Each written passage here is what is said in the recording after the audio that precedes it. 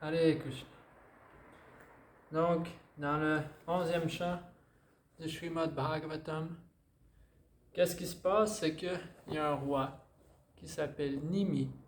Et puis, un jour, il y a 9 grands sages qui arrivent dans son royaume.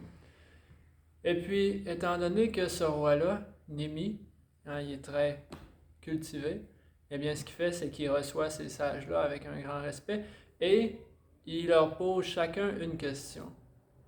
Une question d'ordre spirituel, bien sûr.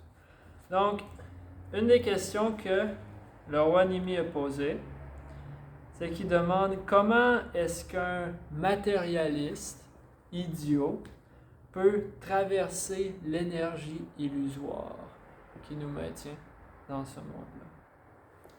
Et puis, un des versets qui fait partie de la réponse d'un de ces sages-là dit Tasmad gurum prapadyeta jigyasu shreya uttamam shabde pare chanishnatam brahmanyupashamashrayam.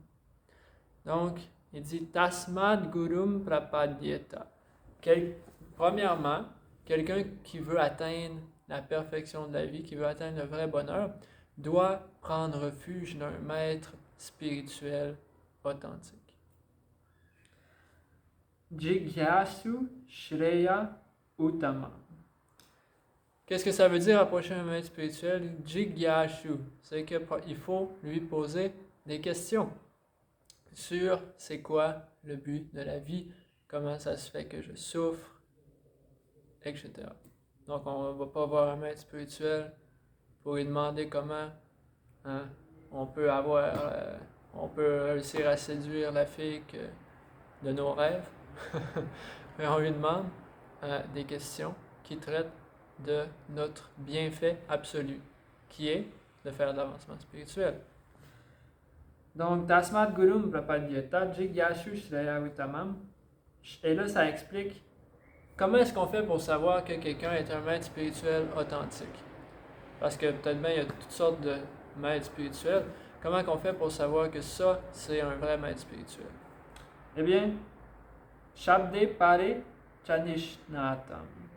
C'est qu'un vrai maître spirituel, il connaît, non seulement il connaît théoriquement, mais il a réalisé, en fait, l'essence des Écritures.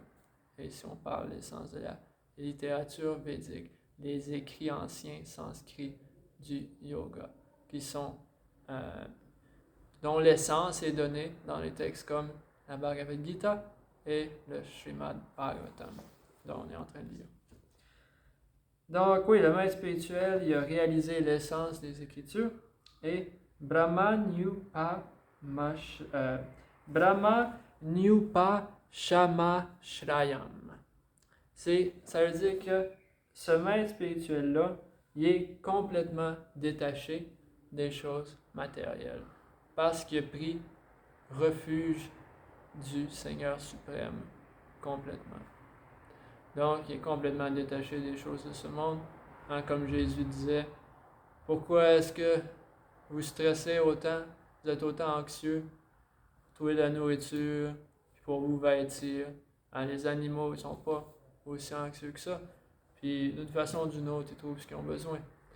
Donc, la vie spirituelle, ça commence quand on réalise que la vie, c'est pas juste se trouver un nid confortable, parce que, ultimement, ce nid-là, il est temporaire. Même si on a une situation confortable toute notre vie, à un certain moment, l'âme est tirée en dehors de ce corps-là, au moment que ce corps-là meurt, au moment où le corps est détruit. La Bhagavad Gita, Krishna dit, Deinos minyata dehe, komaram yovanam jara, tata deantara praptir, irastatra namuyati.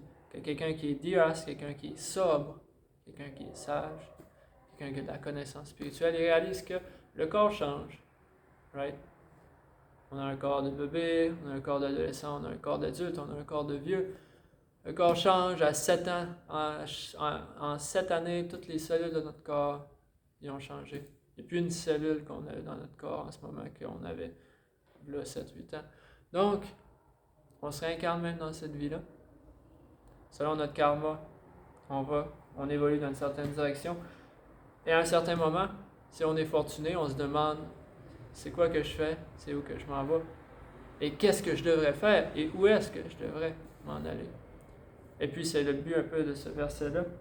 Tasmat Gurum Prapadyeta Jigyashu Shreya Uttamam, qu'on devrait approcher un maître spirituel authentique et qu'on devrait lui demander de nous aider au bout du compte. Donc ça demande une certaine humilité. Et puis, c'est ça. Donc, anyway, il y a plusieurs choses à dire sur ce sujet-là, mais c'est tout ce qu'on va dire aujourd'hui sur ce verset-là qui est dans le 11e chant, 3e chapitre, verset 21 du Srimad Bhagavatam. Hare